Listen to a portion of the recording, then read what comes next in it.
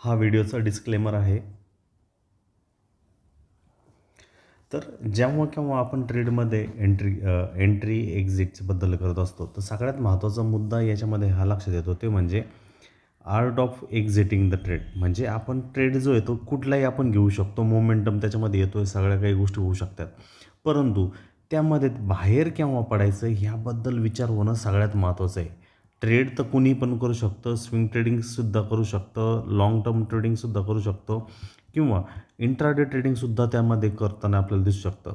पण याच्यामध्ये सगळ्यात महत्त्वाचा मुद्दा हा आहे की त्याच्यातनं केव्हा बाहेर एक्झिट व्हायचं, केव्हा या गोष्टी करायच्या। जे काही तुमच्यासमोर जो चार्ट आहे हा फक्त आणि फक्त एज्युकेशनल पर्पजच्या हिशोबाने, व्हिडिओच्या स्टार्टिंगला मी ते ऑलरेडी तुम्हाला सांगितलं आहे की आपण एक शैक्षणिक पर्पजच्या हिशोबाने या गोष्टी ज्या आहेत ह्या व्हिडिओज जे आहेत ते जनरेट करतो आहे। ह्यामधल्या कुठल्याही प्रकारच्या ट्रेडिंग टिप्स किंवा ट्रेडिंग रिकमेंडेशन जे दिलं गेलं नाही आहे। आणि सगळ्यात महत्त्वाचं, आम्ही सेबी रजिस्टर्ड रिसर्च अनालिसिस्ट नाही आहोत। म्हणून जेव्हा केव्हा तुमचा ट्रेडिंग सेटअप एक तयार होतो, ट्रेडिंग सेटअप म्हणजे काय आणि त्या सेटअपचा उपयोग कशा पद्धतीने करायचा ह्याबद्दल ऑलरेडी आपण व्हिडिओ बनवले आहेत। तर मराठी स्टॉक मार्केट व्हिडिओची जी प्लेलिस्ट जी आहे ती व्हिडिओ प्लेलिस्ट बघा, त्या माध्यमातून तुम्हाला ऑटोमॅटिकली लक्षात येऊन जाईल की तुमचा ट्रेड सेटअप कशा पद्धतीने व्हायला पाहिजे। आणि एकदा ट्रेड सेटअप तुमचा लक्षात झाला की त्याच्यामध्ये तुमचे एंट्री तर वेळोवेळी तुम्ही वेगवेगळ्या व्हॅल्यूला करू शकता, त्यामध्ये तुमचा स्टॉप लॉस पण जो आहे तो ठेवू शकता आणि तो स्टॉप लॉस झाल्यावरती प्रॉफिट कुठं बुक करायचा ह्याबद्दलसुद्धा ऑटोमॅटिकली अगोदर करण्याचं गरज आहे। त्या बाबतीत एक नियम आहे तो म्हणजे trade the plan. Trade the plan असं म्हटलं जातं, म्हणजे तुम्ही पर्टिक्युलर कुठली गोष्ट करायचं आहे त्याच्या अगोदर नियोजन करता। रँडमली जे आहे कुठल्याही स्टॉकमध्ये, कुठल्याही सिक्युरिटीमध्ये, कुठल्याही याच्यामध्ये स्विंग म्हणा, इंट्राडे म्हणा, पोझिशन म्हणा, डायरेक्टली तुम्ही तिथं जे आहे ते जनरेट करत नसतात। म्हणून जनरली याच्याबद्दल आपल्याला अधिक माहिती करणं गरजेचं आहे, कारण तुम्ही इंडिकेटर्सबद्दल बोलताल, बाकीच्या गोष्टींबद्दल बोलताल, ते सगळं काही होऊन जाईल, पण जर तुमच्याकडे योग्य नियोजन नसेल तर सर्व काही तिथे फेल होण्याचे लक्षण असतं। आणि त्यालाच आधुनिक भाषेमध्ये आपण रिस्क मॅनेजमेंटबद्दलच्या गोष्टी ज्या आहेत त्या म्हणू शकतो। कारण जो कोणी त्याच्या रिस्कला मॅनेज करू शकेल तोच व्यक्ती जो आहे ते ह्या मार्केटमध्ये ट्रेड करू शकेल, इन्व्हेस्ट करू शकेल, स्विंग ट्रेडिंग करू शकेल। परंतु जर ॲटोमॅटिकली त्याला ह्या गोष्टी जर लक्षात नाही आल्या तर सगळं काही ते फेल होण्याची शक्यता, चान्सेस जे ते क्रिएट होण्याचे राहतात। म्हणून जनरली ज्यावेळेस तुम्ही तुमच्या ट्रेडमध्ये जाण्याचा प्रयत्न करत असतात, तुम्ही एंट्री जी तुम्ही कुठल्याही पॉईंटला, कुठल्याही लेवलला तिथे करू शकता। तुमचा स्टॉप लॉस जो आहे तो कुठेही प्लेस करू शकता जर तुमच्याकडे स्ट्रॅटर्जी सेटअप त्या हिशोबाने आहे। आणि सगळ्यात महत्त्वाचं प्रॉफिट टेकिंग लेवल जे आहे ते तुम्ही त्याच्याबद्दल विचार करू शकता तुमच्या व्यवस्थित गोष्टीवरती। वरील 3 गोष्टींना जर लक्षात जर घेतलं तर ॲटोमॅटिकली सगळ्यात महत्त्वाचा मुद्दा यामध्ये आहे की तुम्हाला प्रॉफिट किती तिथं घ्यायचं आहे आणि त्या प्रॉफिट टेकिंग ॲबिलिटीसाठी तुमच्याकडे संयम म्हणजेच पेशन्स आहे का ह्याबद्दल तुम्ही इंट्रोस्पेक्शन, स्वतःमध्ये आत्मनिरीक्षण करणं गरजेचं आहे। जनरली या प्रॉफिट जर तुम्हाला जास्त घ्यायचं आहे, तुम्ही म्हणता अरे यार मी 10 रुपयांना तो घेतला होता आणि तो 100 रुपयांना गेला, परंतु हा ज्यावेळेस 10 रुपयावरून 100 रुपयावरती जातो तो जनरली अशा पद्धतीने झिगझॅग वेने आपल्याला जाताना दिसतो आणि त्यामध्ये आपला पेशन्स इथे, कुणाचा इथे, कुणाचा इथे, कुणाचा इथे जो आहे तो तोडताना आपल्याला दिसून जातो। म्हणून ह्या ज्या गोष्टी जो आहे तो जो संयम जो तयार करायचा ही एक कला आहे, ज्याला आपण इंग्लिशमध्ये आर्ट म्हणतो। आणि त्याबरोबरच एक सायन्ससुद्धा आहे, कारण तुम्हाला पूर्वतयारी, trade the plan, plan the trade आपण जे म्हणतो तो आर्ट आणि सायन्सचा कॉम्बिनेशन आपल्याला करणं गरजेचं आहे। म्हणून जेव्हा केव्हा ज्या कुठल्या लेवलला तुम्हाला तिथं प्रॉफिट घ्यायचं आहे त्याच्याबद्दल पूर्वतयारी करणं गरजेचं आहे।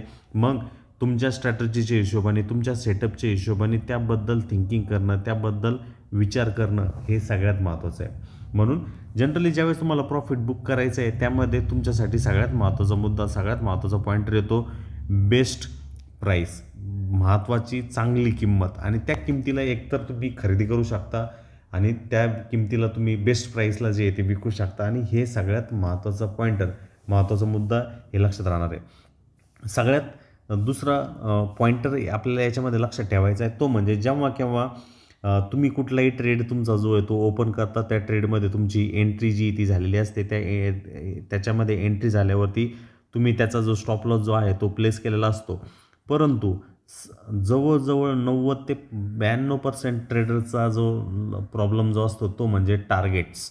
ते टार्गेट जे आहे त्या टार्गेट्सबद्दल ते विचार करत नसतात. ते टार्गेट्स कुठं ते ठेवायचे आणि ते मार्केट टू मार्केट जो फ्लक्च्युएशन्स आहेत, M2M म्हटलं जातं किंवा ज्याला आपण प्रॉफिट आणि लॉस जे आहे त्याच्याकडं बघून त्यांची मानसिक स्थिती जी आहे ती बिघडण्याचे चान्सेस, शक्यता जे आहे ती क्रिएट होऊन जातं. म्हणून सगळ्यात महत्त्वाचं सर सलामत तो पगडी पचास एक हिंदीमध्ये म्हणे. याचा अर्थ असा आहे की त्याच्यामध्ये आपण एंट्री केल्यानंतर तुमची स्टॉप लॉस लेवल जी आहे तुम्ही तिथं मेंटेन करणं गरजेचं आहे. कारण तुमचा स्टॉप लॉस जर मेंटेन राहतोय तर ॲटोमॅटिकली त्याच्यामध्ये तुमचा जो संयम जो आहे तो क्रिएट होण्याची शक्यता, चान्सेस जे आहे ते तयार होऊन जातात. आणि दुसरा जो लेग आपण दुर्लक्षित झालेला आहे, जो की सगळ्यात महत्त्वाच्या मुद्द्याकडे आपण इथे या व्हिडिओच्या माध्यमातून आपण डिस्कशन करतो, तो दुर्लक्षित जाणारा मुद्दा म्हणजे तुम्हाला प्रॉफिट जो आहे तो कुठं घ्यायचा आहे, तो कुठं प्रॉफिट बुकिंग जो आहे तो तुम्हाला करायचे. ह्याबद्दल जे आहेत ना भरपूर मी व्हिडिओ चाळे यूट्यूबलासुद्धा, त्यामध्ये ही प्रॉफिट टेकिंग ॲबिलिटीबद्दल चर्चा करण्यात आली नाही आहे. म्हणून ज्यावेळेस तुम्ही ट्रेडमध्ये एंट्री करता त्यावेळेस त्याचा टार्गेट झोन कुठे असू शकतो ह्याबद्दल आपण लक्ष ठेवणं गरजेचं आहे. नक्कीच तुम्ही जे पॉइंटर किंवा जो कुठली लेवल, जी कुठली पातळी तुम्ही कन्सिडर करताय त्या पातळीला तो टॅप करेल असं नाही आहे. आणि नक्कीच जर अतिशय कमी वेळेमध्ये त्या पातळीला जो टॅप करून राहिला तर त्यामध्ये त्या तुमच्या स्टॉप लॉसला ट्रेल करण्याची जी कला आहे, ट्रेल युअर स्टॉप लॉसेस जे आपण जनरली म्हटलं जातं, त्याला आपण लक्ष देणं सगळ्यात महत्त्वाचं आहे. कारण जनरली आपण ह्या व्हिडिओचा हेच टायटल हे ठेवलेलं आहे की आपल्या ट्रेडला आर्ट ऑफ एक्झिटिंग द ट्रेड, याच्याबद्दल म्हणजे तो ट्रेड जो आहे तो कुठे आपण एक्झिट करायचा, एक्झिटिंग द ट्रेड याच्याबद्दल आपण इथे चर्चा करतो. आणि त्याबद्दलचे एक्झाम्पल जे आहेत ते आपण जे घडलेले आहेत त्याबद्दल आपण इथं डिस्कशन करणार आहोत. तर सगळ्यात महत्त्वाचा मुद्दा, सगळ्यात महत्त्वाचा पॉइंटर ह्यामध्ये आपल्याला लक्षात ठेवणं आहे की इथे कुठल्याही प्रकारचं फिक्स रूल नाही आहे. नो फिक्स रूल जो आहे तो आपण इथे यूज करणार आहोत. कारण जनरली आपण कुठल्याही ट्रेडमध्ये ज्यावेळेस एंटर करत असतो सगळ्यात महत्त्वाचा मुद्दा आपल्याला इथे लक्षात द्यायचा असतो तो म्हणजे रिस्क रिवॉर्ड जो आहे तो आपल्याला किती तिथं ठेवायचा आहे ह्याबद्दल आपण जनरली आयडिया करत असतो. म्हणून तुम्ही इंट्राडेमध्ये कितीही ट्रेड करा, परंतु त्या इंट्राडेमध्ये ट्रेड करताना तुमच्या स्ट्रॅटर्जीच्या अकॉर्डिंग तुम्हाला ट्रेड केव्हा करायचं आहे, जर तुम्हाला विकत घ्यायचं आहे तो स्वस्त भावामध्ये विकत घेणं आहे म्हणजे बाय करणं आहे. आणि ज्यावेळेस तुम्ही त्याला विक्री करताय त्यावेळेस तुम्हाला महागड्या किमतीमध्ये, महागड्या व्हॅल्यूला जे आहे तुम्हाला तिथं सेल करायचं आहे. ह्या गोष्टीकडे जर तुम्ही व्यवस्थितरित्या लक्ष जर ठेवलं तर ॲटोमॅटिकली तुम्ही 90 ते 92% ट्रेडरच्या लिस्टमधून जे ॲटोमॅटिकली कमी होऊन जाताल. आणि एक व्हॅल्यू इंट्राडे ट्रेडर म्हणून जे आहे तुमचं एक काम जे आहे ते होण्याची शक्यता, चान्सेस जे आहे ते सगळ्यात जास्त व्हॅल्यू जे आहे ते वाढण्याचा प्रयत्न होऊन जातात. म्हणून जनरली ज्यावेळेस आपण ट्रेडिंग करत असतो तो एक प्रोबॅबिलिटीचा गेम आहे. भले तो इंट्राडे ट्रेडिंग असेल, स्विंग ट्रेडिंग असेल. आणि त्या ट्रेडिंगमध्ये प्रोबॅबिलिटीच्या ट्रेडिंगबद्दल जे आपली लक्ष, आपली मानसिकता जे असणं सगळ्यात महत्त्वाचं आहे. कारण जो कोणी या प्रोबॅबिलिटीला लक्ष ठेवेल त्यामध्ये कुठल्याही प्रकारची fix profit trekking ability, fix profit तिथं आपल्यासाठी अवेलेबल असेल अशी कुठली प्रकारची सेटअप स्ट्रॅटर्जी जी आहे ती नाही आहे. आणि म्हणून ह्याबद्दलसुद्धा आपण ह्या दुर्लक्षित भागाकडं लक्ष ठेवणंसुद्धा महत्त्वाचं आहे. भले तुमच्याकडं सुपर ट्रेंड असेल, MACDचं असेल, RSIचं असेल, कुणी पायवॉट्स वापरत असतील, कॅमरेला स्ट्रॅटर्जी असेल किंवा वेगवेगळे मूव्हिंग ॲव्हरेज ज्याच्यामध्ये EMA SMAचं कॉम्बिनेशन, भरपूर काही गोष्टी आहेत. परंतु ह्यामध्ये आपल्याला एक गोष्ट लक्षात ठेवायचं, ज्या कुठल्या दिशेमध्ये म्हणजे लॉंग दिशेमध्ये आपण जर ट्रेड जर करतोय त्याची स्ट्रेंथ जी आहे त्या दिशेमध्ये टिकते का, जर आपण शॉर्ट डिरेक्शनमध्ये जर ट्रेड करतो त्या दिशेमध्ये त्याची स्ट्रेंथ टिकते का, का रिव्हर्सल होण्याचा प्रयत्न करतोय, लॉंग दिशेमध्ये जर तिथं किंमत जर जी आहे ती विकनेस करण्याचा प्रयत्न करते. म्हणून ह्याकडे लक्ष ठेवणं गरजेचं आहे. मित्रांनो, एक गोष्ट लक्षात ठेवा, ट्रेडिंग स्ट्रॅटर्जी काही नाही आहे. ती ट्रेडिंग स्ट्रॅटर्जी आहे ती पर्सन टू पर्सन, व्यक्ती टू व्यक्ती जे आहे ती व्हॅरी होणार आहे. त्यामध्ये बदलाव आपल्याला होताना दिसणार आहे. आणि ते बदलाव जे आहे ते आपण अंगीकारणे सगळ्यात महत्त्वाचं आहे. आपली मानसिकता काय, कशा पद्धतीने आपण त्या मानसिकतेचा वापर जो आहे तो इंट्राडे ट्रेडिंगमध्ये करतो हे सगळ्यात महत्त्वाचं आहे. जर तो सगळ्यात महत्त्वाचा प्रॉब्लेम जो इंट्राडे ट्रेडिंगमध्ये आहे तो म्हणजे संयम. जर आपल्याकडे संयम नाही आहे म्हणजे आपण ह्या क्षेत्रातले नाही आहोत, ही गोष्टीकडे तुम्ही लक्ष ठेवणं गरजेचं आहे. कारण जर क्षेत्रामधले आपल्याला व्हायचं आहे म्हणजे या स्टॉक मार्केटच्या समुद्रामधला आपल्याला एक नॉर्मल नो व्हाईस ट्रेडर जर व्हायचं आहे तर जनरली आपण एक गोष्ट लक्षात ठेवणं गरजेचं आहे की आपण जर तिथं टिकू शकत नाही, आपण जर तिथे थांबू शकत नाही तर ॲटोमॅटिकली आपल्यासाठी कुठलीही प्रकारची गोष्ट जी आहे ती नक्कीच होणार नाही.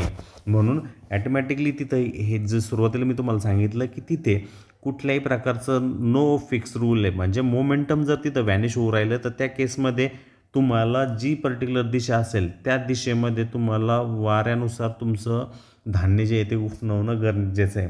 म्हणून जनरली तुम्हाला जर प्रॉफिट टेकिंग करायचं आहे तर मोमेंटममध्ये तुम्हाला ती गोष्ट कॅच करणं आहे. जर समजा ते मोमेंटम डाऊन होऊ राहिलं त्या केसमध्ये तुम्हाला तिथं तुमचा स्टॉप लॉस जो आहे तो ट्रेल करणं हे सगळ्यात महत्त्वाचं असर आहे. आणि जर ते मोमेंटम कंटिन्यू आपल्याला होताना दिसतं आहे आणि ते होताना जनरली आपल्याला कन्सिडर होताना दिसतं आहे तर आपण फक्त तिथं संयमाने वेट करणं गरजेचं आहे. कारण जो कोणी तो संयम ठेवू शकतो तोच ह्या मार्केटमध्ये एक्सेलरेटिंग ह्या शब्दाचा अर्थ असा आहे की एक दुसऱ्यांपेक्षा उच्च एक एज असणारा व्यक्ती जो आहे तो तिथं टिकू शकतो आणि त्याचे जे रिझल्ट्स जे असणार आहेत ते एक माइंड ब्लोईंग किंवा आपण दुसरा जो शब्द मी इथं यूज करतो तो म्हणजे एक्स्ट्रा ऑर्डिनरी टाईपमधले रिझल्ट जे आहे ते क्रिएट होताना आपल्याला दिसणार आहे. म्हणून ह्या गोष्टीकडं आपण आयडिया देणं, लक्ष देणं गरजेचं आहे. तर व्हिडिओच्या मेन कॉन्टेंटकडे आपण येऊयात. याच्यामध्ये जी पहिली मेथड आपण डिस्कशन करणार आहोत ती म्हणजे 3 पार्ट मेथड. आता ही 3 पार्ट मेथड म्हणजे काय? या 3 पार्ट मेथडमध्ये आपल्याला एक सगळ्यात महत्त्वाचा मुद्दा एक लक्षात ठेवायचा आहे. ह्या मेथडच्या पाठीमागं जो आयडिया, जो रिझन जो यूज केला गेलेला आहे त्याच्यामध्ये आपल्याला याच्या माध्यमातून एक गोष्ट लक्षात येते की हे आपल्याला वाचवते, सेव्ह करते. आपल्याला आपला जर लुझिंग ट्रेड झाला तर त्याच्यामध्ये आपलं जे कॅपिटल जे आहे आणि बल्क क्वांटिटीमध्ये जर तुम्ही त्याच्यामध्ये एंट्री जर करत असाल ते पूर्ण कॅपिटल जळून खाक होण्याऐवजी पूर्ण शून्य होण्यापासून ते आपल्याला वाचवते. म्हणून ह्या 3 पार्ट मेथडबद्दल आपण जरा डिटेलमध्ये आता चर्चा करूया. तर जनरली याच्यामध्ये आपल्याला लुझिंग कॅपॅसिटी जी आहे कॅपिटलची आपली जशी कमी करते त्याचबरोबर तुमचं जे प्रॉफिट आहे त्याच्याबद्दल तुम्ही काळजी करत असतात आणि त्या प्रॉफिट टेकिंगच्या लेवलबद्दल तुम्ही विचार करत असतात. कारण मार्केटमधली व्हॉलॅटिलिटी जी आहे ती बदलत असते, चेंज होत असते आणि त्या व्हॉलॅटिलिटीनुसार आपल्याला नेमकं कुठल्या पद्धतीचा बुल व्हायचं आहे की बियर व्हायचं आहे. आपल्याला याचा थोडक्यात अर्थ असा आहे की आपल्याला खरेदीदार व्हायचं आहे किंवा विक्रीदार व्हायचं आहे.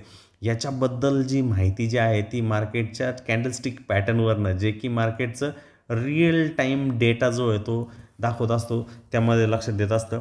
दुसरा जो पॉइंटर जो आहे तो सगळ्यात जास्त फेल होण्याचे जे लक्षणं इंट्राडे ट्रेडिंगमध्ये, स्विंग ट्रेडिंगमध्ये किंवा शेअर मार्केटमध्ये होण्याची गोष्ट आहे ते म्हणजे लालच, ज्याला इंग्लिशमध्ये आपण म्हणतो ग्रीड. कारण ज्यावेळेस तुमच्या दिशेमध्ये, तुमच्या डायरेक्शनमध्ये ट्रेड ज्यावेळेस जाताना दिसत असतो त्या ग्रीडमुळं, लालचमुळं तुम्ही थांबण्याचा प्रयत्न करता आणि त्या थांबल्यावरती जो स्मार्ट मनी जो आहे तो तुम्हाला तिकडनं प्रॉफिटमधली जी पोझिशन आहे ती लॉस मेकिंगमध्ये जातं. ही गोष्ट जर तुमच्याबरोबर झाली असेल तर व्हिडिओच्या कमेंट बॉक्समध्ये नक्कीच जे ते कमेंट करा की तुमच्यावरती ही जी ग्रीड आहे किंवा लालच जी ती हावी झाली आणि त्या माध्यमातून तुमचा जो लॉस जो आहे तो आपल्याला होताना दिसलेला आहे. म्हणून व्हिडिओच्या कमेंट्स बॉक्समध्ये कमेंट करा नक्की ही गोष्ट कशा पद्धतीने झालेली आहे. मग ही 3 पार्ट मेथड जी आहे ती कशा पद्धतीने युटिलाइज करायची याच्याबद्दल आपण डिस्कशन करूया. सगळ्यात महत्त्वाचं जे आपण फिबोनाची सिरीजबद्दल आपण डिस्कशन करतो आणि फिबोनाची सिरीजमधला हा 8वा व्हिडिओ आहे. त्यामध्ये आपण हे केलं होतं की ज्यावेळेस आपण कुठल्याही लेवलपासून स्टार्ट करतो ती लेवल जी ती 0% 100%ची असते, त्याच्यानंतर ती 0%च्या आसपास आपल्याला जाताना दिसते. त्यानंतर आपल्यासाठी एक सी पॉईंट जो आहे तो जनरेट होताना दिसतो आणि ती जी रिट्रेसमेंट लेवल आहे आयदर जर स्ट्रॉंग मोमेंटम ट्रेडिंग असेल तर 0.23ची लेवल असू शकते. दुसरा जर त्याचा जर पार्ट असेल तर 0.38 असेल, काही केसमध्ये 0.5 सुद्धा होते, काही केसमध्ये 0.61 सुद्धा होताना दिसते, काही केसमध्ये 0.78 सुद्धा होते आणि काही केसमध्ये ऑलमोस्ट 100%ची सुद्धा रिट्रेसमेंट होताना दिसते. पण जर किंमत अशा पद्धतीने जर युटर्न जर आपल्याला घेता असेल तर त्यामध्ये आपलं जे प्रॉफिट बुकिंगचं जे टार्गेट जे आहे ज्याला आपण म्हणतो फर्स्ट टार्गेट, ते फर्स्ट टार्गेट नेहमी मी म्हणतोय, रिइटरेट करतो, ते 1.27च्या लेवलच्या आसपास जे आहे ते प्लेस करावे. म्हणजे तुमची एंट्री जी आहे, जर तुम्ही ह्या सी रिट्रेसमेंट पॉईंटला, हा 100%चा पॉईंट तुमच्यासाठी ए असणार आहे, हा पर्टिक्युलर बी असणार आहे, आणि ह्या सीच्या आसपास जर तुम्ही तुमचं एंट्री जर प्लेस करताय, फॉर एक्झाम्पल 0.38ला करताय, तर तुमचं स्टॉप लॉस प्लेसमेंट जे आहे ते 0.5च्या आसपास तुम्ही ठेवणार आहात या फिबोनाची प्रोजेक्शन लेवलच्या हिशोबाने. त्याच्यामध्ये तुमचा जो फर्स्ट टार्गेट जो आहे तो 1.27 किंवा काही केसमध्ये मोमेंटम स्ट्रॉंग आहे तर त्या केसमध्ये 1.38 1.38ची फिबोनाची प्रोजेक्शन लेवल राहणार आहे. आणि दुसरी महत्त्वाची गोष्ट, हे जे दोन लेवल्स आपण डिस्कस करतोय ते मार्केटची कंडिशन काय आहे, मार्केट कुठल्या दिशेमध्ये तिथं जाऊ राहिले, त्या मार्केटच्या कंडिशन्सनुसार ती पर्टिक्युलर वास्तविकता बघून जे आहे ते आपण ते लेवल्स किंवा ते टार्गेट जे आहे तिथे डिफाईन करणार आहे. आणि जनरली जर किंमत एक्सपेक्टेड ह्या पर्टिक्युलर लेवलच्या आसपास आपल्याला जाताना दिसत नाही आहे तर त्या केसमध्ये तुमचा जो स्टॉप लॉस जो आहे तो ऑलमोस्ट तुम्ही ट्रेल करून तुमच्या एंट्री लेवलच्या आसपास ठेवू शकता. कारण जर तुम्हाला ठरवलेल्या टाईममध्ये ती किंमत तिथं आपल्याला जाताना दिसत नाही आहे, टिकताना दिसत नाही आहे, तर त्या केसमध्ये तुम्ही जिथं एंट्री केलं आहे म्हणजे ना नफा ना तोटा ह्या केसवरती तुम्ही तिथं काम करणं गरजेचं आहे. कारण हे जे मार्केट जे असणार आहे ते आपल्याला वेळोवेळी संधी देणार आहे आणि ॲटोमॅटिकली प्रत्येक दिवशी दररोज संधी देईल असं कुठलीही गोष्ट नाही आहे. आणि ह्या दररोज गोष्टीकडे आपण लक्ष देणं गरजेचं आहे. कारण जनरली मला एवढे कमवायचेच, ही वृत्ती, ही ग्रीड, ही लालच जी आहे ती सगळ्यात महत्त्वाचं 19% ट्रेडर्सला लॉस मेकिंग करण्यासाठी ती तिथं प्रवृत्त करत असते. जर तुमच्या दिशेमध्ये मार्केट तिथं मूव्ह होतं आहे, जर मार्केट तिथं तुमची स्ट्रेंथ त्या दिशेमध्ये आपल्याला जाताना दिसतं आहे आणि हे गोष्ट आपल्याला होताना दिसतं आहे, तर पुढचे ज्या लेवल्स लक्षात ठेवायचं आहे, ज्या त्या लेवलच्या दिशेमध्ये आपल्याला जायचं आहे, तर त्यामध्ये आपल्याला लक्षात ठेवायचं आहे की जर मी ए पॉईंटपासनं बी पॉईंटचं स्विंग कन्सिडर केलं आहे, त्यानंतर सी झाला आहे आणि त्यानंतर मोमेंटम जर होऊ राहिलं तर फर्स्ट टार्गेट कुठे प्लेस करायचं आहे तर ती लेवल मी ऑलरेडी डिस्कस केली आहे, जी की 0.127ची लेवल असू शकते किंवा 0.138ची लेवल आपल्याला जाताना दिसते. आणि जर तुमच्या दिशेमध्ये किंमत आपल्याला जाताना दिसते तर सेकंड टार्गेट झोन जो आपण तिथं प्लेस करू शकतो तो सेकंड टार्गेट झोन जो आहे तो ऑलमोस्ट 0.161 लेवलपासून ऑलमोस्ट 200%च्या लेवलपर्यंत जे आहे तुम्ही तिथं प्लेस करताना तिथं दिसू शकता.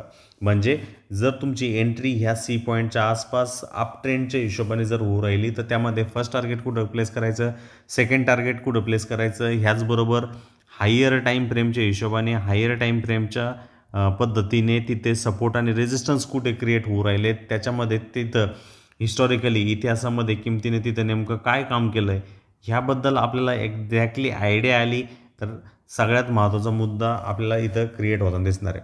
म्हणून ह्याकडे आपण आयडियाला लक्ष देणं गरजेचं आहे. आणि सगळ्यात महत्त्वाचं, ज्यावेळेस तुम्ही तुमची एंट्री जी आहे ती ऑलमोस्ट या सी पॉईंटच्या आसपास क्रिएट करताय तर त्याच्यामध्ये दुसरी जी क्रिया, जी ॲक्टिव्हिटी तुम्हाला करायची ती म्हणजे तुमचा स्टॉप लॉस प्लेस करणं गरजेचं आहे. आणि त्या स्टॉप लॉस प्लेस करताना ॲटोमॅटिकली सगळ्यात महत्त्वाचा तो एक फिबोनाची लेवलच्या आसपास, तो एक फिबोनाची लेवललाच आला पाहिजे असं नाही आहे. त्यामध्ये तुम्ही काहीतरी पद्धतीचा दुरावा, काहीतरी डिस्टन्स जो आहे तो ठेवणं सगळ्यात महत्त्वाचं आहे. कारण जनरली मार्केटच्या व्हॉलॅटिलिटीमध्ये ती कधी किंमत जी आहे ती आपल्याला खालच्या बाजूला येताना दिसते आणि आपला स्टॉप लॉस स्वीप करून आपला स्टॉप लॉस घेतल्यानंतर त्या पर्टिक्युलर स्टॉकमध्ये जो आहे एक स्ट्रॉंगर मोमेंटम जो आहे वरच्या बाजूला किंवा खालच्या बाजूला क्रिएट होताना दिसतो.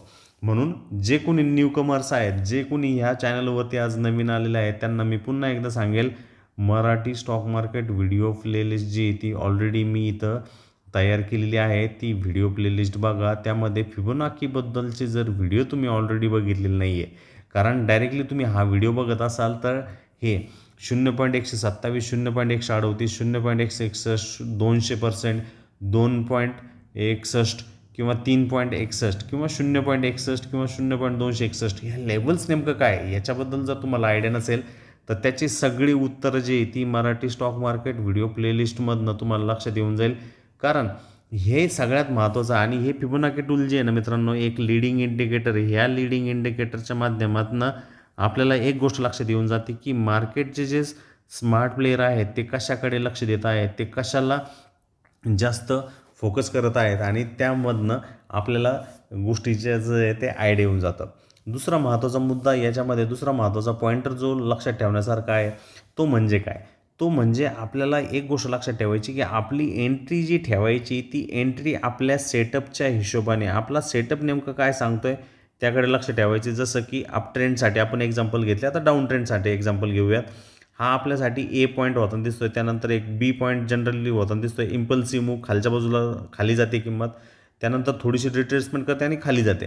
म्हणजे हा जर सी पॉईंट होऊ राहिला आणि हा जर सी पॉईंट 0.23 किंवा 0.38 किंवा 0.5 किंवा डीपर रिट्रेसमेंट आहे 0.61 किंवा आणखीन डीपर रिट्रेसमेंट आहे 0.78च्या आसपास होताना दिसते, तर जर तुमची एंट्री 0.23ला आहे तर तुमचा स्टॉप लॉस जो आहे तो 0.38च्या आसपास ठेवणं गरजेचं आहे.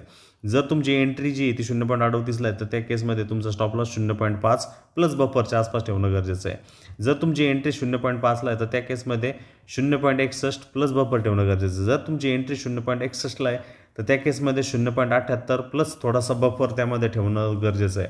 आणि जर तुमची एंट्री 0.78ला आहे तर त्या केसमध्ये 100% प्लस तुमचा थोडासा बफर ठेवणं गरजेचं आहे. कारण ह्या ज्या गोष्टी आपण बोललो आहे, तुमची एंट्री ह्या लेवलच्या आसपास होती त्या ट्रेंडच्या हिशोबाने, तर ॲटोमॅटिकली ह्या सर्व वरच्या ज्या लेवल ज्या आहेत त्या स्टॉप लॉसच्या लेवल आहे, ह्या पर्टिक्युलर टेबलच्या माध्यमातून आपल्याला लक्षात येऊन जातं की आपण आपली रिस्क जी आहे ती व्यवस्थितरित्या मॅनेज करण्याचा प्रयत्न करतो आहे. कारण जो कोणी त्याच्या रिस्कला मॅनेज करू शकतो, त्याला व्यवस्थितरित्या कन्सिडर करू शकतो, जो व्यवस्थितरित्या समजू शकतो, तोच आणि तोच जो आहे सगळ्यात महत्त्वाचा याचा मुद्दा आहे, याचा सगळ्यात महत्त्वाचा आउटकम आहे, तो जो आहे तो संयम तो तिथं क्रिएट करताना दिसू शकतो. म्हणून ॲटोमॅटिकली आर्ट ऑफ एक्झिटिंग जे ट्रेड, म्हणजे तुम्ही जो घेतलेला जो ट्रेड आहे त्याच्यामधनं एक्झिट कसं करायचं आहे याच्याबद्दलची आयडिया अशा पद्धतीने येते. दुसरं लक्षात ठेवायचं की या फिबोनाकीचा उपयोग जो आहे तो मी कुठल्या टाईम फ्रेमसाठी, कुठल्या वेळेसाठी मी तिथं व्यवस्थितरित्या करू शकतो, हा एक प्रश्न सगळ्या मराठी जणांना, सगळ्या मराठी ट्रेडर्सला जे ते क्रिएट होतं दिसतं. याचा स्क्रीनशॉट काढून ठेवा, कारण हे अतिशय महत्त्वाचं राहणार आहे. तर ही जी टाईम फ्रेम जी आहे मित्रांनो तुमच्या हिशोबाने राहणार आहे आणि ती अलाइनमेंट जी ती मेन ट्रेंडबरोबर लक्षात ठेवणं गरजेचं आहे. ऑलरेडी मी व्हिडिओमध्ये सांगितलेलं आहे, भरपूर व्हिडिओमध्ये सांगितलं आहे की तुमचा जो ॲनालिसिस तुम्ही जो करताय तो एंड ऑफ द डेला ज्यावेळेस तुम्ही ॲनालिसिस करत असतात त्यावेळेस तिथं कमीत कमी 4 तासाचा टाईम फ्रेम यूज करा. त्या 4 तासाच्या टाईम फ्रेमच्या माध्यमातून तुम्हाला लक्षात येऊन जातं की तिथे कुठल्या प्रकारचा ट्रेंड जो आहे तो चालू आहे आणि त्या ट्रेंडचा उपयोग तुम्ही जो आहे तो जर कमीत कमी लोअर टाईम फ्रेममध्ये गेला, ज्याला मी शॉर्ट फॉर्ममध्ये लोअर TF म्हणतो, जर या 4 तासाचा टाईम फ्रेम तुमच्या 15 मिनटाच्या TF बरोबर जर मॅच होत असेल, जो ट्रेंड या 4 तासामध्ये चाललेला आहे तोच ट्रेंड या तुमच्या 15 मिनटाच्या टाईम फ्रेममध्ये तोच ट्रेंड जर चालताना दिसतोय म्हणजे अलाइनमेंट आहे. आणि मग ते जर अलाइनमेंट जर होतोय तर तुम्ही त्या फिबोनाकी प्रोजेक्शन्स लेवलला जो आहे यूज करून तुमचे टार्गेट, तुमचे स्टॉप लॉस जे आहेत, जे की फर्स्ट टार्गेट, सेकंड टार्गेट आणि थर्ड टार्गेट जे आहेत ते तिथं तुम्ही प्लेस करू शकता आणि त्याचा विनियोग जो आहे त्याच्यामधनं ॲटोमॅटिकली तुमच्या ट्रेडिंग उत्कर्षासाठी जो आहे उपयोग तिथं करू शकता. हे सगळ्यात महत्त्वाचा मुद्दा, सगळ्यात महत्त्वाचा पॉईंटर इथे यूज करणं आहे. तर जी थेरी होती, जी आपल्याला अभ्यास जो करायचा होता ती थेरी तर आपण डिस्कस आउट केली, परंतु याचा उपयोग ॲक्च्युअल क्लासमध्ये, ॲक्च्युअल चार्टवरती कसा करायचा त्याबद्दल आता आपण जास्तीत जास्त डिस्कशन करूयात एक्झाम्पलच्या माध्यमातून. त्यामध्ये आपण काही स्टॉक्सचे इथं चार्ट्स बघतोय. याचा अर्थ असा नक्की नाही आहे की त्या माध्यमातून कुठल्याही प्रकारची जी आहे ती ट्रेडिंग ॲडवाईस किंवा ट्रेडिंग रिकमेंडेशन जी आहे ते दिले गेले आहे. नक्कीच हे ट्रेडिंग ॲडवाईस किंवा ट्रेडिंग रिकमेंडेशन जे आहे ते नक्कीच दिलं गेलेलं नाही आहे. तुमच्या फायनान्शियल ॲडवायझर बरोबर नक्की तुम्ही कन्सल्ट करा, त्याच्या माध्यमातून गोष्ट लक्षात घ्या. हे फक्त आणि फक्त नो ट्रेडिंग ॲडवाईस, कुठल्याही प्रकारची ट्रेडिंग ॲडवाईस दिलेली नाही आहे. हे जे चार्ट आपण बघतोय हे एक शैक्षणिक पर्पजच्या हिशोबाने आपण हे सगळे काही चार्ट जे आहेत ते बघतोय. त्याच्या माध्यमातून आपल्याला ही जी कला आहे, हे जे स्टेप्स जे आहेत ह्या स्टेप्स लक्षात येणं गरजेचं आहे आणि याच्या माध्यमातून कुठल्याही प्रकारचं रिकमेंडेशन जे आहे ते दिले गेलं नाही आहे. तर हा एक LTMचा चार्ट आहे. ह्या LTMच्या चार्टमध्ये 3 मिनटामध्ये जर बघितलं तर आपल्याला एक स्विंग हाय लो जो होताना दिसतोय, त्यानंतर एक स्विंग हाय होताना आपल्याला दिसतो आणि मोमेंटम 3 मिनिटाच्या हिशोबाने कन्सिडर करतोय. 4 तासाचा जो चार्ट जो आहे तो तुम्हाला मी दाखवायचा आहे, पण त्यापूर्वी मला जर असं मोमेंटम आणि त्यातली त्यात जर मला 0.38 किंबहुना 0.5च्या आसपास रिट्रेसमेंट किंबहुना 0.23च्या आसपास, ज्याला आपण याचा व्हिडिओ मी स्पेशली बनवलेला आहे, शालो पुलबॅक ट्रेडिंगचं एक सिक्रेटबद्दल एक व्हिडिओ बनवलेला आहे. तो व्हिडिओ तुम्ही जर बघितला नसेल तर आय बटनवरती क्लिक करून तो व्हिडिओ जो आहे तो नक्की बघा, कारण त्याच्या माध्यमातून तुम्हाला भरपूर काही इत्थंभूत माहिती होताना दिसेल.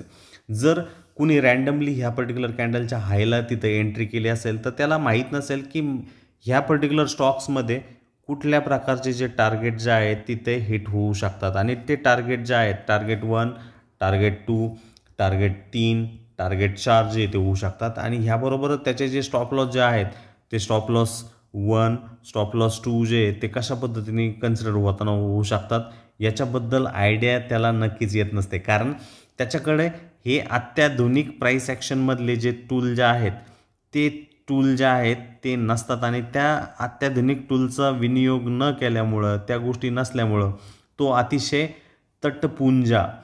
तटपुंजा पद्धतीच्या गोष्टींना, तटपुंजा पर्टिक्युलर गोष्टींच्या व्हॅल्युएशनला तो एक्झिट करून जातो, आणि त्यानंतर तो त्याच्या सायकोलॉजीवरती, म्हणजे आपण म्हणतो अरे यार मी 10 रुपयांना घेतला होता आणि तो 100 रुपयांना गेला, परंतु मी एक्झिट फक्त 15 रुपयांनाच केला. तर ही गोष्ट कशामुळे होऊन जाते, कारण त्याच्याकडे हे अत्याधुनिक टूल जे आहे तो उपयोग नसतो, आणि जर ते टूल जर त्याच्याकडे नसेल तर त्याच्यामुळं ह्या सर्व गोष्टी ज्या आहेत होऊ शकतात. म्हणून मी तुम्हाला सांगत आहे, वारंवार आपण ही गोष्ट करत आहोत. हा व्हिडिओ मला असं वाटतं 6वा अथवा 7वा व्हिडिओ आहे फिबोनाची लेवलवरती. त्या माध्यमातून आपल्याला लक्षात येऊन जातं की नेमकं ह्या किमतीमध्ये काय गोष्टी ज्या आहेत त्या क्रिएट होऊ शकतात, आणि त्याचा विनियोग, त्याचा उपयोग जो आहे तो कशा पद्धतीनं होतं. अगदी 3 मिनिटाच्या टाईम फ्रेममध्ये 4 तासामध्ये जाऊन आपण हा लॉंग साईडलाच का त्याबद्दलसुद्धा चर्चा करणार आहोत. तर ह्यामध्ये फिबोनाची लेवलमध्ये फर्स्ट कॅन्डल जी ती एक इम्पल्सिव्ह मूव्ह होताना दिसते. तर प्रिव्हियस डेच्या क्लोजिंगपासून आजच्या पर्टिक्युलर हायपासून जे आहे पर्यंत मी ह्या पर्टिक्युलर लेवलला कन्सिडर करतो. आणि जर तुम्ही व्यवस्थितच बघितलं, ज्यावेळेस तुम्ही फिबोनाची स्टार्ट करतात तुमचा स्टार्टिंग पॉईंट जो आहे तो 100%चा असतो, आणि जो एंडिंग लेवल जो असतो तो 0%च्या आसपास आपल्याला बनताना दिसतो. परंतु जसं मी ऑलरेडी सांगितलं आहे त्यामध्ये आपल्याला त्या व्हॅल्यूजकडे, त्या लेवल्सकडे लक्ष देणं गरजेचं आहे. ही जी पर्टिक्युलर लेवल जी आहे ती 0.23ची लेवल आहे मित्रांनो, जी की 0.78ची लेवल आपल्याला दिसते, आणि इथं 0.61ची लेवल आपल्याला बनताना दिसते. ह्या फिबोनाकीला मी ह्या सेटिंगच्या सिम्बॉलच्या माध्यमातून रिव्हर्समध्ये केलेलं आहे, त्याच्यामुळं तिथं काही कन्फ्यूज जे आहे ते होऊ नका. 4 तासाच्या टाईम फ्रेममध्ये मी तुम्हाला सांगणार आहे. तर टार्गेटचा जर आपण हिशोब केला तर इथं जनरली बघा, जो की एक पार्ट गोष्टीमध्ये आपण बघतो टार्गेट 1 जो आहे तो इथं हिट होताना दिसतो आहे. त्याच्यानंतर टार्गेट 2 जो आहे तो इथं आपल्याला होताना दिसतो आहे, आणि अगदीच जो आहे तो टार्गेट 3साठी सुद्धा इंट्राडेमध्ये आपल्याला जाताना दिसतो आहे. तर ही एक कला असते, हे एक महत्त्व असतं ह्या पर्टिक्युलर याचं. ह्या एक्झाम्पलमध्ये आपण बघितलं की जर शालो पुलबॅक जर होत असेल, जर मोमेंटम जर स्ट्रॉंग आहे, तर त्या केसमध्ये तुमची किंमत किंबहुना 0.23 किंवा 0.38च्या लेवलवरनं रिट्रेस होताना आपल्याला तिथं दिसू शकते, आणि तिकडनं ते मोमेंटम जो आहे ते वरच्या बाजूला, वरच्या डिरेक्शनमध्ये आपल्याला कंटिन्यू होताना दिसू शकतं. हे एक एक्झाम्पल आहे, आणि त्याच्यामध्ये टार्गेट्स 1, टार्गेट 2 जे आहे ते कशा पद्धतीने हिट होतात या गोष्टीकडे लक्ष आहे.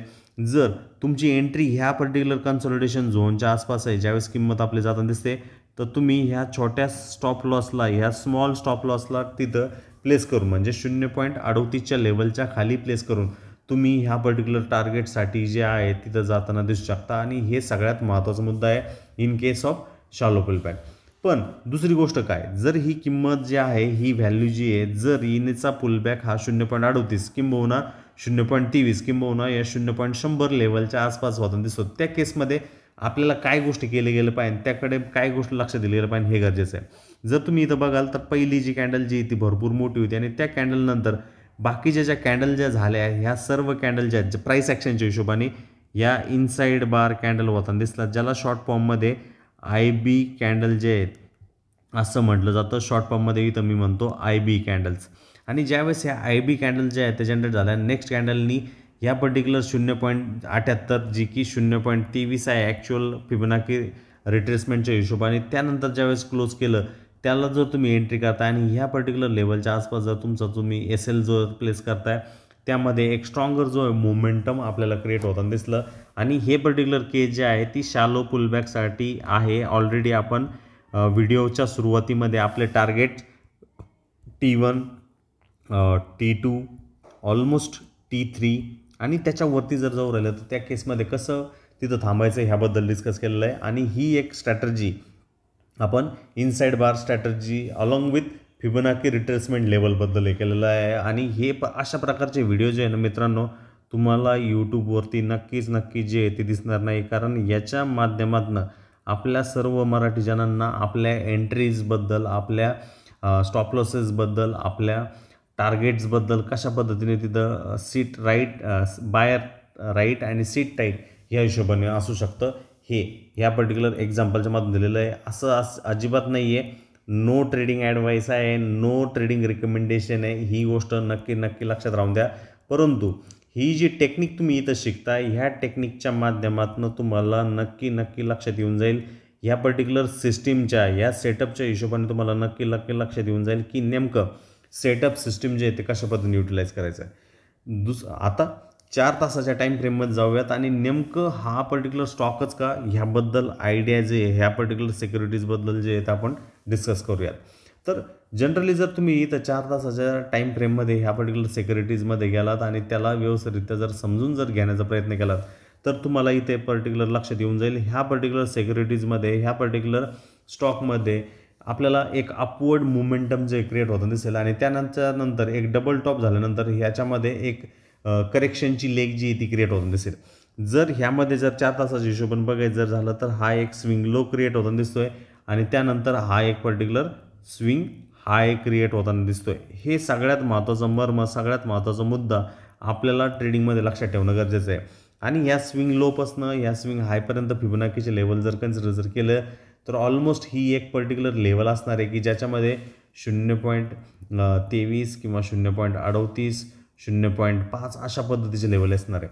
म्हणून मी सुरुवातीला तुम्हाला सांगितलं की हायर टाईम फ्रेम म्हणजे मोठ्या वेळेनुसार मोठ्या टाईम फ्रेमनुसार आपल्याला इथे लक्षात ठेवून येतं आहे की हायर टाईम फ्रेमसुद्धा इथे एक स्ट्रॉंगर बुलिश बायर असणारे कंडिशन असणारी सिच्युएशन जी ती आपल्याला दाखवू राहिली आणि त्या सिच्युएशननुसार किंमत जी ती आपल्याला इथे मूव्ह होताना दिसते.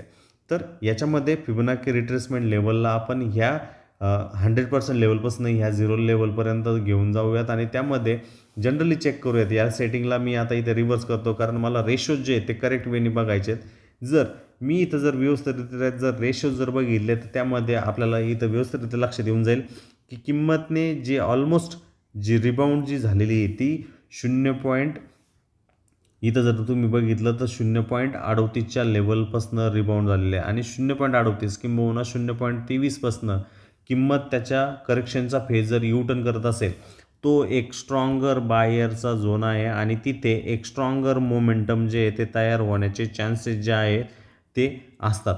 आणि त्याबरोबरच जो डबल टॉपवाला सेक्शन डबल टॉपवाला जो झोन ऑलरेडी होता त्या झोनला ज्यावेळेस किमतीने प्राईसने कॅन्सल केलं ते कॅन्सल केल्यानंतर किती स्ट्रॉंगर पद्धतीचा मोमेंटम जो आहे तो हायर टाईम फ्रेममध्ये होताना आपल्याला दिसतोय.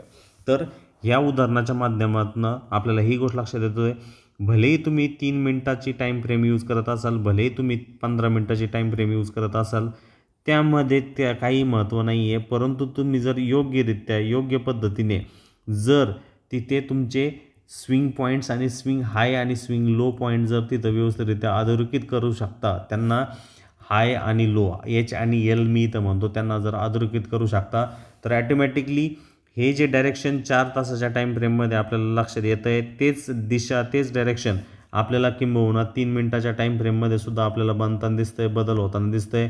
किंबहुना तेच आपल्याला जे आहे ते 15 मिनिटाच्या टाईम फ्रेममध्ये होताना दिसतं आहे. ही सगळ्यात महत्त्वाचा मुद्दा, सगळ्यात महत्त्वाचा पॉईंटर आपण ह्या पर्टिक्युलर उदाहरणाच्या माध्यमातून समजून घेणं गरजेचं आहे.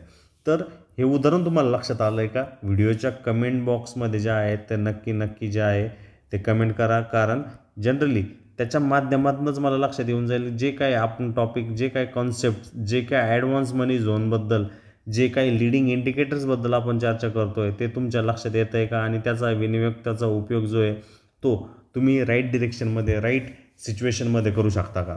आणि हे एक एक्झाम्पल जे आहे ते शॅलो पुलबॅक म्हणजे स्ट्रॉंग मोमेंटम असताना कमीत कमी रिट्रेसमेंट करून जर किंमत वरच्या बाजूला आपल्याला जाताना दिसतं तर त्या केससाठी आहे काय, जर ती किंमत 0.38 किंबहुना 0.78ची लेवल किंवा 100%ची लेवल जर तिथं करू राहिली तर त्या केसमध्ये काय होऊ शकतं ते सुद्धा आपल्याला बघणं गरजेचं आहे. आता पुढील एक्झाम्पल त्या दिशेमध्ये आपण डिस्कशन करूयात. तर पुढील एक्झाम्पलमध्ये जर आपण गेलं आणि त्या सिक्युरिटीचं जर चार्ट जर बघितलं तर त्याच्यावरनं आपल्याला आयडिया जी आहे ती व्यवस्थितरित्या लक्षात येऊन जाईल. जर तुम्ही इथं व्यवस्थितरित्या जर बघितलं तर ह्यामध्ये आपल्याला एक ह्या स्ट्रक्चरकडे लक्षात येऊन जाईल की पर्टिक्युलर याचा जो ATH ऑल टाईम हाय जो आहे तो वरच्या बाजूला आहे आणि किमतीने आज जी गॅपअप जी केली आहे किंवा जनरली ही जी झालेली आहे एक अपवर्ड मोमेंटम म्हणजे हे करेक्शनचं लेग झाल्यानंतर एक कन्सॉलिडेशन झाल्यानंतर अपवर्डच्या मोमेंटममध्ये आपल्याला जाताना दिसतं आणि ती ऑलमोस्ट 200 पॉईंटच्या आसपास जी ती शॉर्ट आपल्याला होताना दिसते. आणि त्यामध्ये ह्या पर्टिक्युलर कॅन्डलच्या बिहाइंडचं लॉजिक तिथं काय होऊ शकतं आणि त्यामध्ये फिबोनाची लेवल कशा पद्धतीने काम करताना आपल्याला दिसू शकते याच्याबद्दलसुद्धा आपण आयडिया घेणं गरजेचं आहे. म्हणून जर इथं जर व्यवस्थित जर बघितलं तर स्विंग हाईज आणि स्विंग लोच्या हिशोबाने हा आपल्यासाठी स्विंग हाई आहे, हा पर्टिक्युलर एक स्विंग लो आहे आणि त्याच्यामध्ये रिट्रेसमेंट कुठल्या लेवलच्या आसपास आहे. कारण हा जो पर्टिक्युलर गॅप जो झालेला आहे हा एक प्रकारचा स्टार्टिंग गॅप झालेला आहे. ऑलरेडी स्टार्टिंग गॅप खालच्या बाजूला सुद्धा झालेला आहे, परंतु जेव्हा केव्हा रिट्रेसमेंट कंप्लीट होते त्यानंतर मोमेंटम जो आहे तो आपल्याला जनरेट होताना दिसतो. त्यामध्ये जर आपण ह्या फिबोनाची स्विंग लोपासून या पर्टिक्युलर स्विंग हायच्या आसपास जर किमतींचं जर कन्सिडरेशन जर केलं तर ऑलमोस्ट ही जी लेवल जी आपल्याला इथं तयार होताना दिसते ती ऑलमोस्ट 0.5च्या लेवलच्या आसपास जे ती किंमत रिट्रेस होताना आपल्याला दिसते. म्हणजे कंपॅरेटिव्हली जे 0. अगोदरच्या एक्झाम्पलमध्ये 0.23ची लेवल किंबहुना 0.38ची लेवल होती जी की स्ट्रॉंग मोमेंटमची केस होती. ह्या केसमध्ये आपल्याला ती जवळजवळ 0.5च्या आसपास होताना दिसते जिथे मोमेंटम जे आहे थोडंसं पाठीमागे आपल्याला जनरेट होताना दिसते. आणि हे सगळ्यात महत्त्वाचा मुद्दा इथे लक्षात ठेवणं गरजेचं आहे. दुसरं हे तर 4 तास झालं की ज्याच्यामध्ये क्लिअरली आपल्याला कळतं ही जी किंमत जी आहे ती एक अपट्रेंडमध्ये आपल्याला जाताना दिसते आणि त्या अपट्रेंडमध्ये मोमेंटम जो आहे तो क्रिएट होताना दिसतो. याला आता आपण लोअर टाईम फ्रेममध्ये घेऊन जाऊयात आणि त्याच्या माध्यमातून समजून घेऊयात की नेमकं किमतीमध्ये काय तिथे घडलेलं आहे. जर जनरली इथं जर बघितलं तर ह्या पर्टिक्युलर सिक्युरिटीजसुद्धा गॅपअप जनरेशन जे आहे ते क्रिएट होतं दिसलं. तुम्ही इथं जर बघितलं प्रिव्हियस डेचा लो जो होतो इथं होता आणि आजची ओपनिंग जी ती ह्या केसमध्ये होती आणि जनरली तो दिवसाचा जो हाय जो झाला होता किंवा उच्चांक जो झाला होता मॉर्निंगमध्ये सकाळी तो इथे होता. म्हणजे आपल्यासाठी एक स्विंग हाय आणि स्विंग लो तो जनरेट होताना दिसला. म्हणजे ह्या पर्टिक्युलर स्टार्टिंग पॉईंटपासून म्हणजे ही आपली जी लेवल आहे ती 100%ची आहे आणि ह्या लेवलपासून जर गेलो तर आपल्यासाठी ही 0%ची लेवल आहे. आणि ही फिबोनाची लेवल जी मित्रांनो अशा पद्धतीने सिक्वेन्स केलेली आहे कारण ह्या फिबोनाची लेवलच्या माध्यमातून आपल्याला याचा आयडिया याची लक्षात ऑटोमॅटिकली येऊन जाते की ह्या किमतीमध्ये बदलाव जो आहे तो बदल जो आहे तो कशा पद्धतीने जो आहे तो तिथं जनरेट होताना दिसतो कारण त्याच्या माध्यमातून आपल्याला आयडिया येणार आहे. तर ही जी रिट्रेसमेंट झाली ते ऑलमोस्ट 0.78 किंवा 0.61च्या लेवलच्या आसपास झालेली आणि त्यानंतर किमतीचं सेम काइंड ऑफ रिझल्ट जो आहे तो इथे तयार होताना दिसलेला आहे. चला मग फिबोनाची लेवल ह्या 5 मिनटाच्या टाईम फ्रेममध्ये हे 0 लेवलला कन्सिडर केलं आणि मॉर्निंगचा हा जो स्विंग हाय जो क्रिएट झाला होता जो जनरेट झालेला होता त्याला आपण 100%ची 0%ची लेवल कन्सिडर करूयात. जर व्यवस्थितरित्या इथे जर बघितलं तर किमतीने ऑलमोस्ट इथे जे आहे ते 0.78च्या लेवलचं जे आहे तो पुलबॅक आपल्याला करताना इथे दिसते. म्हणजे 100%चा पुलबॅक जो आहे तो झालेला नाही आहे आणि 78%चा पुलबॅक होताना दिसला आहे. आणि त्यानंतर जेव्हा केव्हा किमतीने एक पुलबॅक केला त्यानंतर आपल्याला एक स्ट्रॉंगर मोमेंटम जो आहे एक स्ट्रॉंगर पद्धतीचा मूव जो आहे तो आपल्याला इथे मूव होताना दिसला जो की एक मजबूत पद्धतीचा मूव जो आहे तो आपण इथं कन्सिडर करू शकतो. आणि त्यानंतर किमतीने जवळजवळ माझ्या माहितीप्रमाणे 0.138च्या लेवलला किमतीने जे आहे ते टॅप करताना आपल्याला इथे दिसलेलं आहे. म्हणून ह्या गोष्टींकडे आपण लक्ष ठेवणं गरजेचं आहे. आता याला मी सेटिंगच्या माध्यमातून रिव्हर्स केसमध्ये घेऊन जातो म्हणजे तुम्हाला त्याच्याबद्दलची आयडिया इथे येऊन जाईल. जर व्यवस्थितरित्या जर तुम्ही इथं जर ऑब्झर्व केलं तर ह्या रिव्हर्स केसमध्ये सुद्धा आपल्याला आयडिया येऊन जाते की किमतीचा पुलबॅक होतो आहे. सेकंड टाईम जो डाऊन जो होतो आहे तर तुमच्या एंट्रीज जे आहेत त्या झोनच्या आसपास जर तुम्हाला किमती येऊ राहिल्यात म्हणजे तुमच्यासाठी स्वस्त किमतीमध्ये त्या वस्तू ज्या आहेत उपलब्ध आहे. कारण महागडी वस्तू कोणी घेऊ शकत नाही, महागडी वस्तू लोक घेत नाही. महागडी जर झाली तर त्याला ऑल्टरनेटिव्ह सोल्युशन करण्याचा प्रयत्न करतायत. म्हणून जनरली ज्यावेळेस सेकंड टाईमला तुम्हाला येत आहे त्यावेळेस तुम्ही तिथे हे करताय, तुमचा स्टॉप लॉस जो आहे तो प्रिवियस डेच्या क्लोजिंगच्या आसपास जो आहे तो तुम्ही तुमचा स्टॉप लॉस तिथं प्लेस करणं गरजेचं आहे. आणि त्याच्या रिझल्टसाठी तुम्ही प्रॉपरली डे एंडपर्यंत वेट करणं आहे. आणि त्यामध्ये ऑलमोस्ट जवळजवळ तुम्ही जर बघितलं तर 1.38ची लेवल जी की ऑलमोस्ट एक अचिवेबल आहे, त्या केसमध्ये तुम्हाला तिथं हिंट आउट होताना आपल्याला दिसते. म्हणून हे स्टॉक मार्केट जे आहे मित्रांनो भरपूर प्लेंटी ऑफ ऑपॉर्च्युनिटी आहे. परंतु ह्या प्लेंटी ऑफ ऑपॉर्च्युनिटीजमध्ये तुम्ही जर संयम ठेवला, तुम्ही जर तुमच्या एंट्रीसाठी जर तुम्ही व्यवस्थितरित्या जर वेट केलात तर ॲटोमॅटिकली तुमच्यासाठी राहणार आहे. म्हणून याच्यामध्ये आपला जो हिट जो होतो आहे तो टार्गेट 1 आपल्याला हिट होताना दिसला आजच्या इंट्राडे म्हणजेच जवळजवळ 27 ऑगस्टच्या इंट्राडे ट्रेडिंगमध्ये. आणि हे पर्टिक्युलर स्टॉकमध्ये तर वर्कआउट होतच होतं, त्याच पद्धतीने आपल्याला कुठल्याही प्रकारच्या इंडेक्समध्ये सुद्धा होताना दिसणार आहे. असं काही नाही की हे पर्टिक्युलर स्टॉकमध्येच होतं, वेगवेगळ्या पद्धतीने वेगवेगळ्या डायरेक्शननी आपल्यासाठी हे वर्कआउट होणार म्हणजे तिथे होणार आहे. आणि याच्यामध्ये जर आपण जर रिस्क रिवॉर्डच्या हिशोबाने जर कन्सिडरेशन जर केलं, जर आपण एंट्री ह्या हिशोबाने जर ठेवता आणि स्टॉप लॉस ह्या प्लेसला ठेवता आणि टार्गेट जे आहे ते 1.38चे कन्सिडरेशनने ठेवतात तर तुम्हाला इथं रिस्क रिवॉर्ड जो रेशो जो आहे तो लक्षात येऊन जाईल. तो ऑलमोस्ट 3.59च्या आसपास तुमचा रिवॉर्डवाला झोन आपल्याला बनताना दिसत. याचा अर्थ असा आहे की तुमचा 1 रुपयांच्या रिस्कमध्ये तुम्ही जवळजवळ 3.59 3.5 रुपये कमवण्याची चान्सेस जे आहेत, शक्यता जी आहे ती क्रिएट करू शकता. काही रिस्क अवर्स ट्रेडर जे आहेत तर ह्या 0.23च्या आसपास किंवा त्याच्या खाली जो येतो तो त्याचा स्टॉप लॉस जो आहे तो प्लेस करताना आपल्याला दिसू शकतात. त्याच्या खाली जर किंमत जी आहे ती जर जाते तर त्या केसमध्ये हा रिस्क रिवॉर्ड जो आहे तो आणखीन एनहान्स पद्धतीने वर्कआउट आपल्याला होताना दिसू शकतो. तर जर तुम्ही ह्या पर्टिक्युलर स्टॉप लॉसला ह्या 0 लेवलच्या आसपासनं जर वरच्या बाजूला जर ट्रेल केलं तर तो तुमचा रिस्क रिवॉर्ड जो आहे तो 7.04च्या आसपास होताना दिसतं. याच्यामध्ये महत्त्वाचा मुद्दा असा आहे की किंमत इकडे ओपन झाली, काही लोक याच्या आसपाससुद्धा एंट्री करतात, ते रिस्क टेकिंग ॲबिलिटी राहतात. कारण त्यांना ही अशी इच्छा असते की मोमेंटम जे ते त्यांच्याकडनं लूज होऊ नये, ते सुटून जाऊ नये. आणि त्या केसमध्ये त्या मोमेंटमला लूज होऊन जाऊ नये, सुटून जाऊ नये म्हणून त्या केसमध्ये ते इकडे एंट्री करण्याचा प्रयत्न करत असतात. परंतु मार्केटमधले जे स्मार्ट पार्टिसिपेंट्स असतात, स्मार्ट प्लेयर असतात, ते पर्टिक्युलर त्यांना काढण्याकरता एक अशा पद्धतीचा डाऊन मूव्ह जो आहे ते क्रिएट करताना आपल्याला दिसतात. आणि जो कुणी ह्या गोष्टींकडे लक्ष ठेवून असतो आणि जो एक ऑपॉर्च्युनिस्टिक वेनमध्ये म्हणजे त्याला त्या 90% ट्रेडरच्या लिस्टमधलं जर व्हायचं नाही आहे, त्याला जर एक व्यवस्थितरित्या एक परिपूर्ण ट्रेडर जर व्हायचं आहे, तो संयम ठेवून त्याच्या एंट्रीज जे आहे ते व्यवस्थितरित्या मार्क करून त्यामध्ये तो त्याची संधी, त्याची ऑपॉर्च्युनिटी जी आहे ती शोधण्याचे काम, शक्यता जी आहे ती क्रिएट करताना आपल्याला दिसू शकतं. हां, नक्कीच 4 तासाच्या टाईम फ्रेममध्ये आपण बघितलं याचं जे रिट्रेसमेंट जे झालं आहे ते ऑलमोस्ट 0.50%च्या आसपासपासून रिट्रेसमेंट किंवा त्याच्यामध्ये टर्न होताना आपल्याला दिसलेलं आहे. आणि याच्याकडे लक्ष देणं, याच्याकडे बघणं हे सगळ्यात महत्त्वाचा मुद्दा, सगळ्यात महत्त्वाचा पॉईंटर इंट्राडे ट्रेडिंगमध्ये असतो. म्हणून मार्केट तर प्रत्येकासाठी तेच असणार आहे मित्रांनो, बट त्या मार्केटमध्ये तुम्ही कशी पद्धतीची कला यूज करून तुम्ही तिथं प्रॉफिट करताय याला सगळ्यात महत्त्वाचा मुद्दा असणार आहे. कारण जो प्रॉफिट करतो आहे त्याच्याकडे एक सेटअप असणार आहे, एक सिस्टीम असणार आहे, त्यामध्ये त्याला एंट्री करायची याच्याबद्दल आयडिया असणार आहे, त्याचा स्टॉप लॉस कुठं प्लेस असणार आहे याच्याबद्दलसुद्धा त्याच्याकडं महत्त्वाचा मुद्दा लक्षात असणार आहे. ह्याबरोबरच त्याला कुठे प्रॉफिट प्लेस करायचं आहे त्याच्याबद्दलसुद्धा आयडिया असणार आहे. आणि जर तो करेक्ट असेल तर त्या केसमध्ये त्याचा टार्गेट 1 कुठे आहे, टार्गेट 2 कुठे आहे, टार्गेट 3 कुठे आहे, टार्गेट 4 कुठे आहे, आणि जर त्याचा दिवस असेल ऑलमोस्ट टार्गेट 5 कुठे आहे याकडे सुद्धा लक्ष ठेवणं गरजेचं आहे. म्हणून जनरली आपल्या स्टॉक मार्केटमध्ये हजारो स्टॉक असतील, जवळजवळ 5,000पेक्षा जास्त असतील, किंबहुना 7,000पेक्षा जास्त स्टॉक जे ते आपल्याला बनताना दिसणार आहे. पण त्यामध्ये आपल्याला प्रॉफिट करण्याकरता एक स्टॉकच भरपूर झाला, बस झाला, ह्या गोष्टीकडे आपण लक्ष ठेवणं गरजेचं आहे.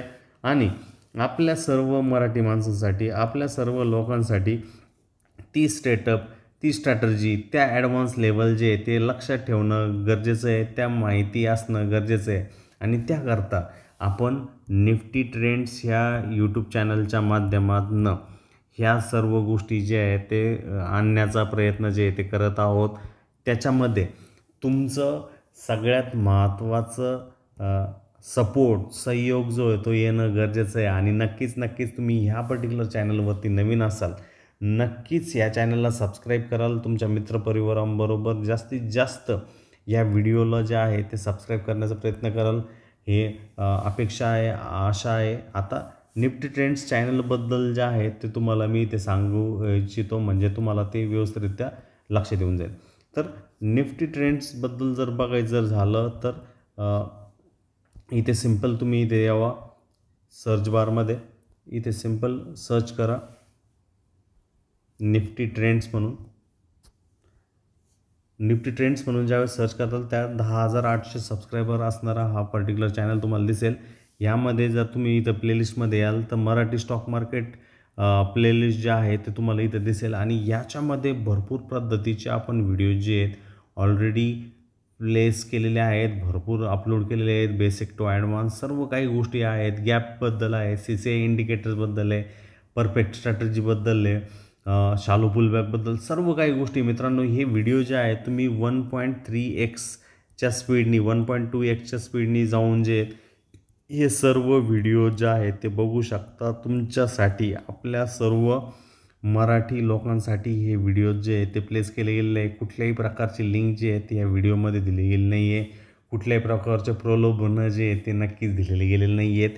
तुमचे फक्त प्रामाणिक प्रयत्न असणं हे सगळ्यात महत्त्वाचा मुद्दा, सगळ्यात महत्त्वाचा पॉइंटर ह्यामध्ये आहे. आणि नक्कीच ह्यामध्ये सर्व मराठी कम्युनिटी, सर्व मराठी लोक ज्यांना मराठी भाषा समजते आणि त्या माध्यमातून ते उपयोग करू शकतील याची आम्हाला अपेक्षा आहे.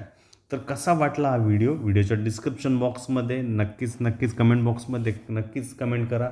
आणि तुमच्या मित्रपरिवारांबरोबर जास्तीत जास्त ह्या व्हिडिओला शेअर, लाईक, सबस्क्राईब करण्याचा प्रयत्न करा. धन्यवाद. जय महाराष्ट्र.